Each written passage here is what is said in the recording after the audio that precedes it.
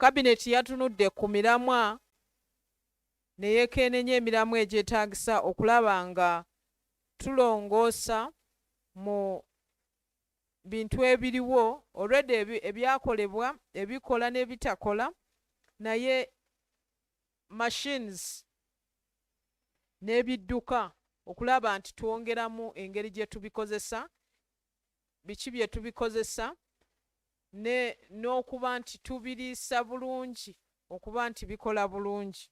So bwe twogerera kati byonna buli kitongole buli minisitule erina byekozesa naye nga tewali nti minisitule ya works ng'ekwatagana ku nsonga eno nti balina ttiimu ekola ku nsonga ezo ez'awamu. Kampenga ebyokulabirako mu malwaliro waliwo ebyuma bye bakozesa otupima okulaba obulwadde butuuseewa kabe kasinge n'okukulongoosa. Bw'ogenda mu minisitule ya ICT naffe tulina kompyuta tulina ebyuma bikalimagezi ebyo n'ebyuma ebikozesebwa okulaba nti mukozesa amasimu ebyo ebibeera mu gundi kye twayise nga plant.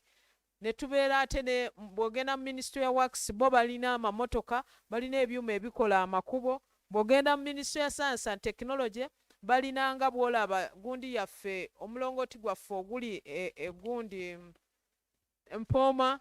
So naye kati minisitule ya works erina obuvunaanyizibwa okulaba nti bino byonna bitambula bulungi. So gye twakkaanyiza nti wabeerewo ebbago erireetebwa okulaba nti ensonga zino tuzikwasaganya bulungi, kibeere nti ekyuma bwe kiba kikola waliwo akirabirira mu training akirabiridde bulungi akitaddemu ekyetaagisa okuba nti kituweereza bulungi, ekyuma kikozesebwa bulungi.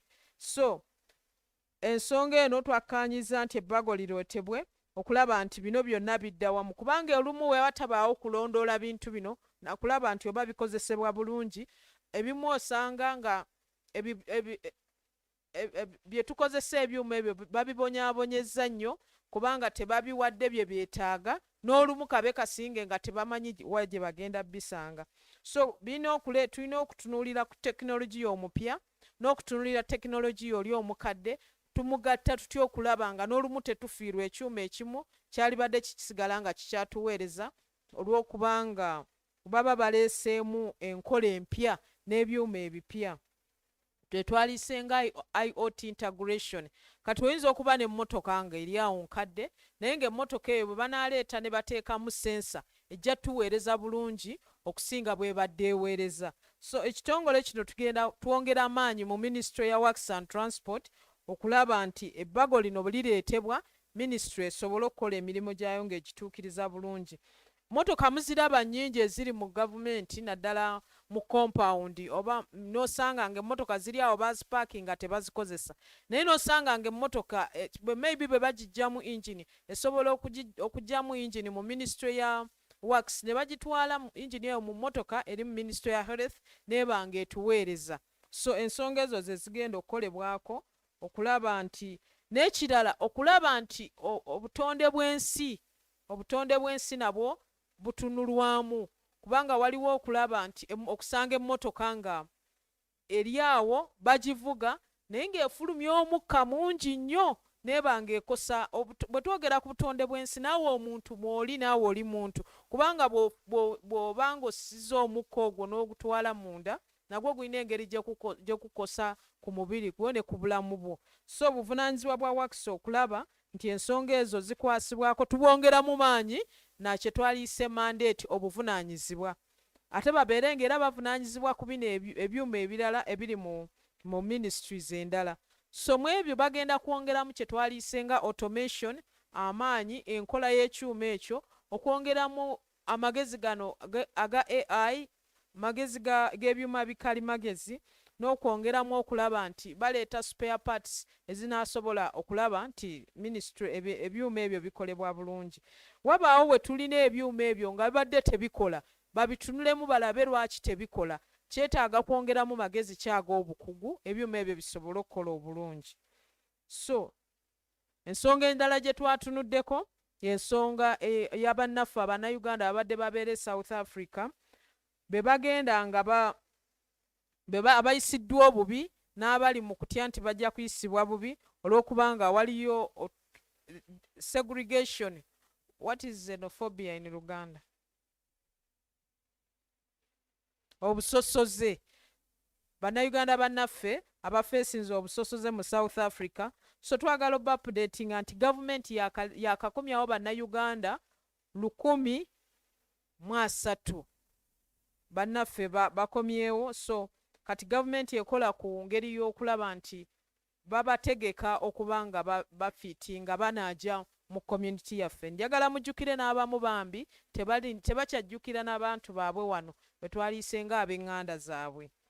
Ensonga endala gye twatunuddeko y'ensonga y'obudde, weather.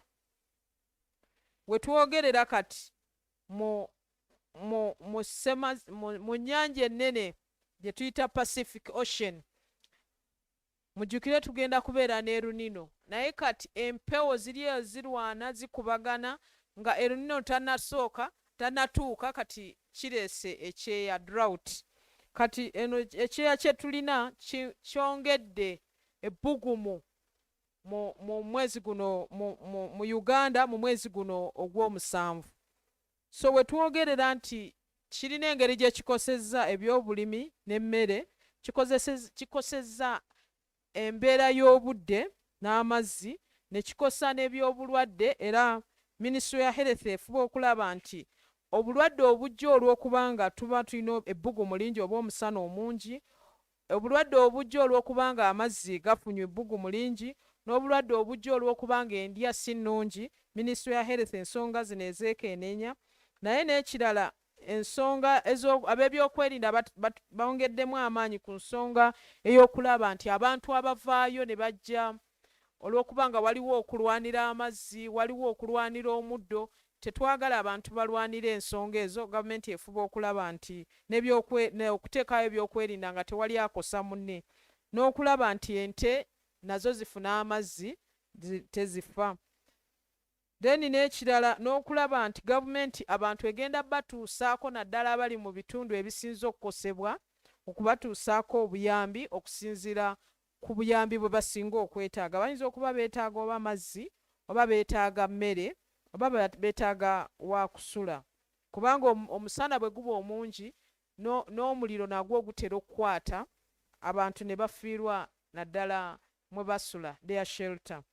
So gavumenti ebuulirira abantu mwenna nti mufube okulaba nga bwe muba mulina amazzi, bwe muba mulina emmere awaka, mukozese nga mukekkereza, kubanga kyekyeya kizze.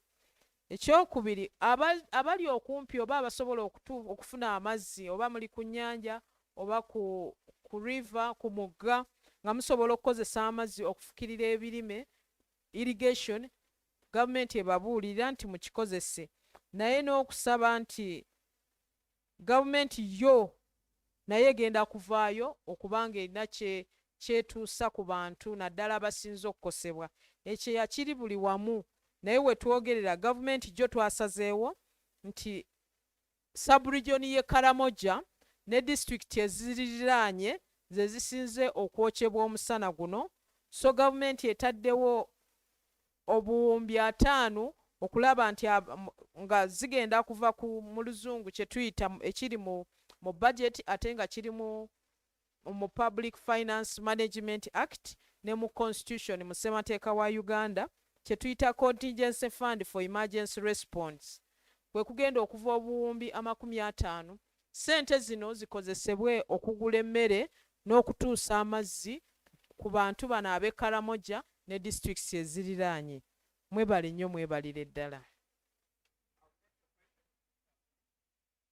Yes, the technical team is suggesting that whoever is asking should come here because we are live on YouTube and they would wish to capture you.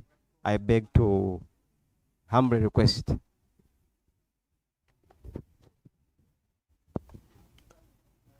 Good morning. Ruanga Derek is my name. Mama ekibuuzo kyembuuza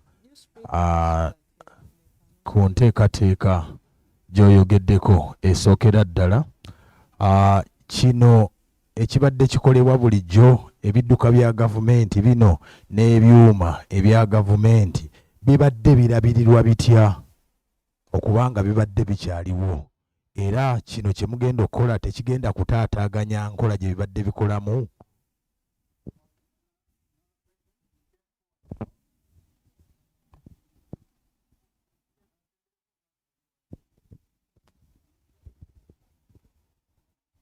Yes, good morning. Thank you. My name is Ivan Joko and I work with UBC TV. Hello? Yes, I have two questions, Honorable Minister.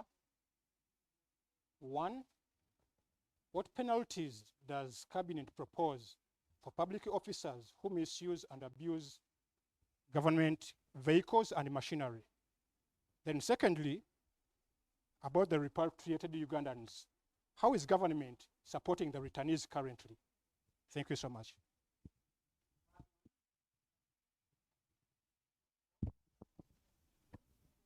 Madam Minister, morning, and thank you for today for keeping time. I'm Ron Mayanja. Honorable Minister, journalists were under your docket. Right now, over 700 nation media journalists are jobless. Did the cabinet address that issue? If not, what's your message? Thanks.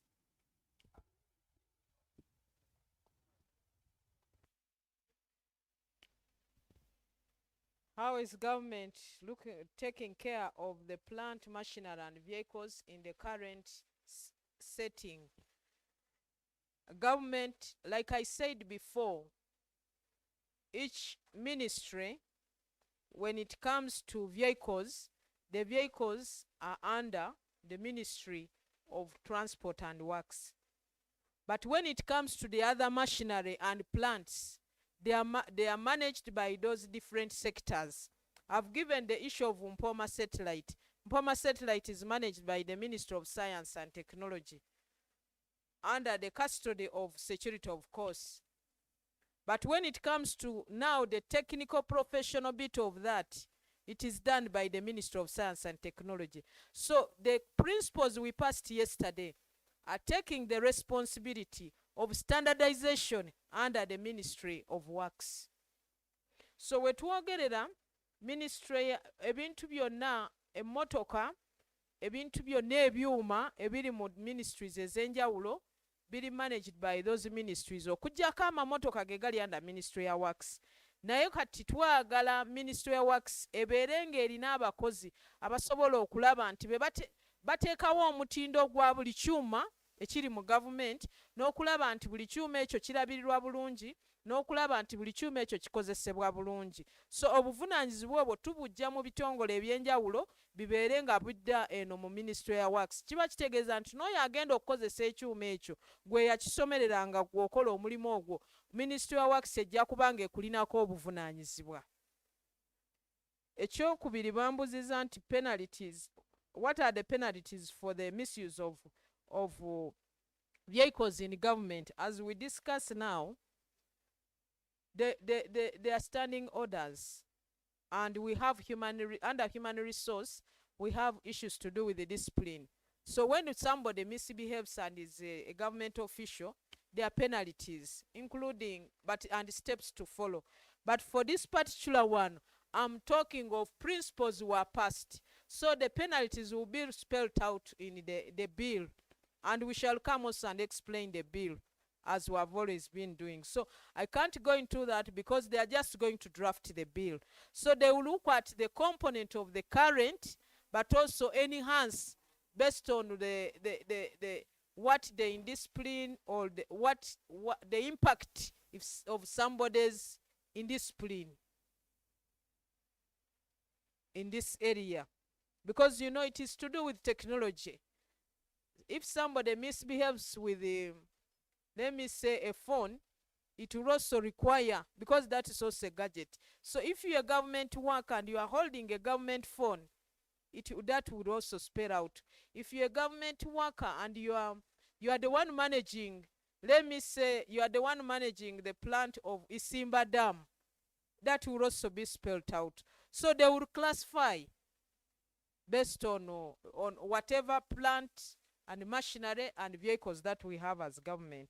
So I cannot really explain what will be the outcome, because it will also be a consultative process, including the people who are operating, the people who are custodians of these different plants. How is government supporting the returnees? As we talk, the returnees are in Kyankwanzi for reintegration into the society. So it's part of the process. When we get to that level, when we are now taking them back to the community, we shall come and explain and what help would have been given to them to be able to fit in the society. But as we talk, the director of this place, the Uganda Media Center, Mr. Alan Kasuja, is in Kyankwanzi doing what is supposed to be your part as the professionals in that area to those people. Then Ronnie Mayanja is asking about the 700 national media workers and what has happened to this institution. As we talk now, I told you it is a security-led inquiry, and I told you it was instituted by His Excellency Yoweri Kaguta Museveni, and after the inquiry we shall come and inform you. But what I can say as of now, which hurts nobody, is that in the process it has been discovered that the Aga Khan that used to own the nation media sold its interests to Mirambo Holdings and Tarifa Limited of Tanzania. So the process is also going to involve the transferring or handover of ownership to the new investor. So, and after that has been concluded, we shall come here and explain the details of this issue. Thank you. Maybe I say this also in Uganda. Nti ensonga gye babuuziza nti mu miramwa gino egireeteddwa omuntu bw'aba takozesezza bulungi kintu kya gavumenti bagenda muwa kibonerezo ki?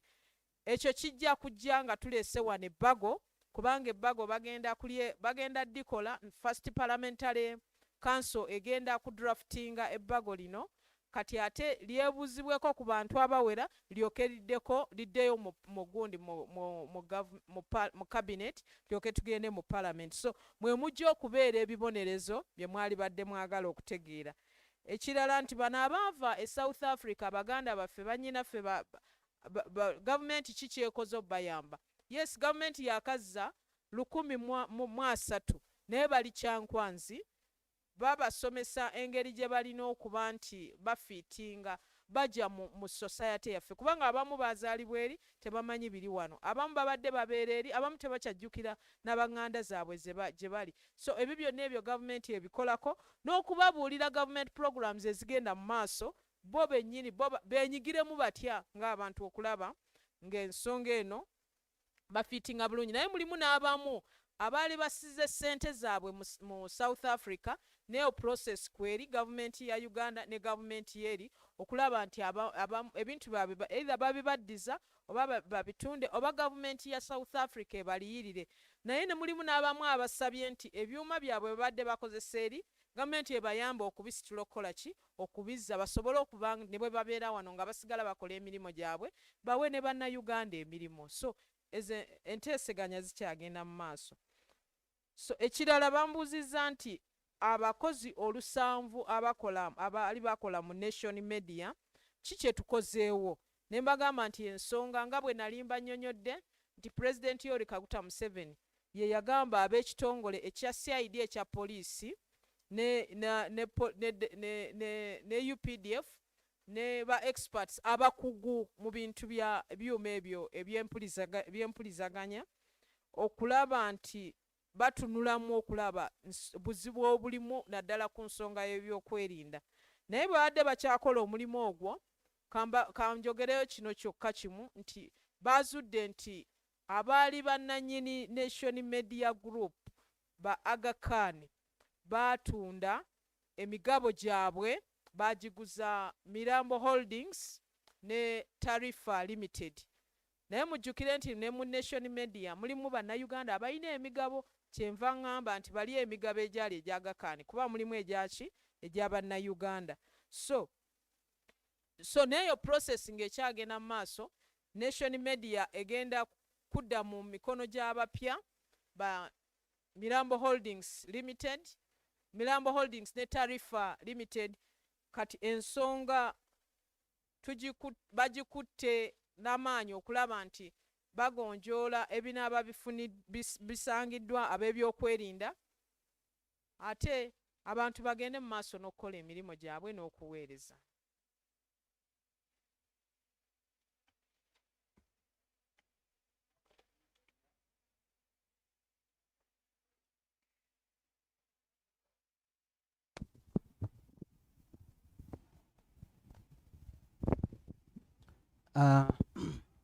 Thank you, Honorable Minister. My name is Aloysius Byamkama.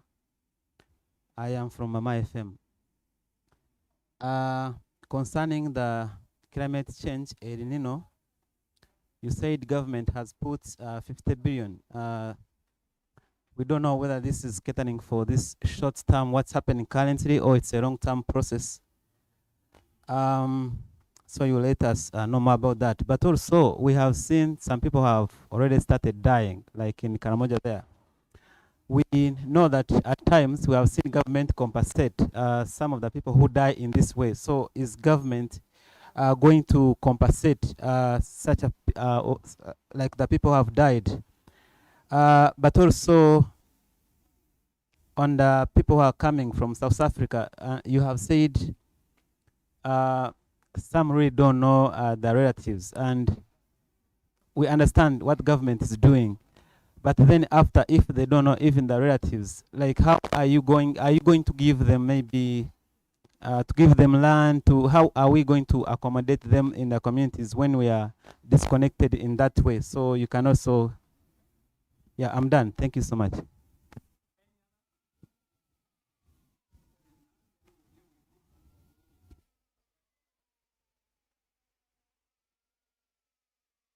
Thank you. Thank you.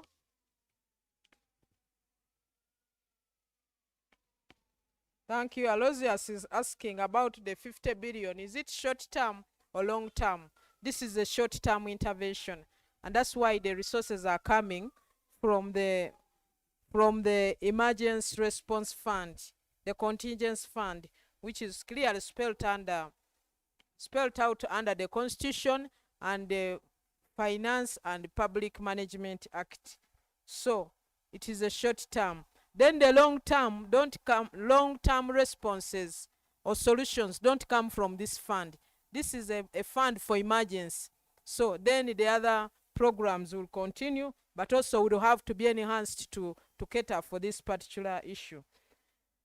Then for people who died, we are yet to get the statistics, and this will also be catered for under this, because they have to be, it's an issue of compassion as human beings and as under humanity.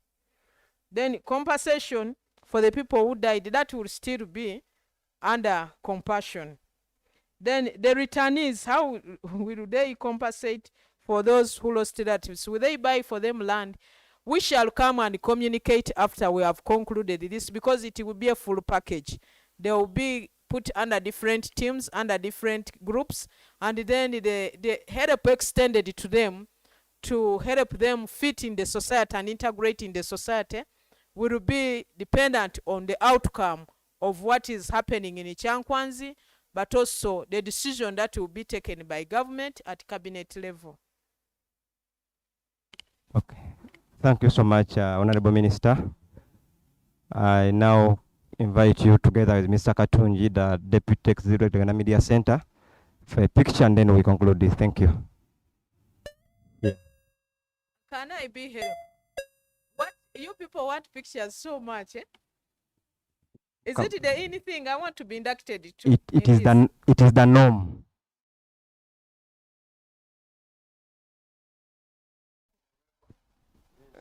Honorable yebuuza ekigambo. That is scaring, eh? Honorable yebuuza ekigambo ekivudde mwana omuto.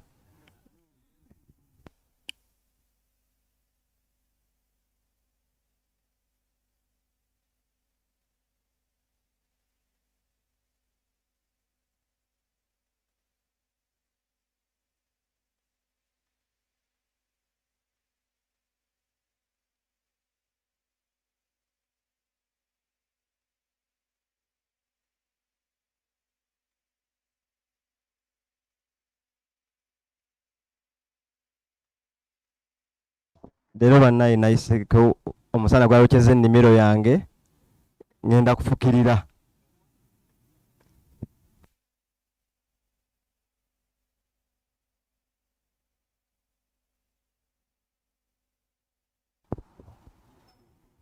Thank you. Jamila Mulindwa, olabika olina akaama ka minister. Honorable Jamila Mulindwa from NBS oyo yakutaayizza dda.